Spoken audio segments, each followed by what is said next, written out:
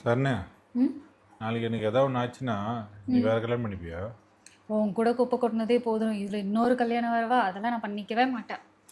நான் என் ஃப்ரெண்டு இருக்கால, ம். அவள் கூட போயிட்டு செட்டில் ஆயிடுவா கடைசி வரைக்கும். ஆமாம், நீ வேற கல்யாணம் பண்ணிப்பியா? சரி சரி, ம் நான் வேற கல்யாணம் பண்ணிக்க மாட்டேன். அவ்வளோ பாசம். நானும் உன் ஃப்ரெண்டு கூடயே போய் செட்டில் ஆகிடும்.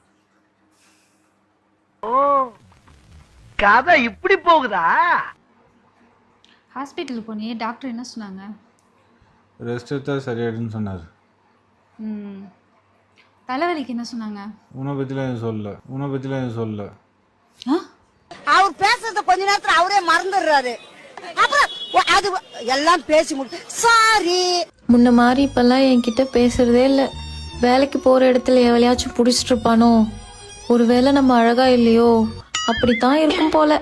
காய்கறி வாங்க 100 கொண்டு போனோம். 50 ரூபாய்க்கு வெங்காயம் வாங்கினோம். 30 ரூபாய்க்கு தக்காளி வாங்கினோம். மிச்சம் 20 எங்கே போச்சு?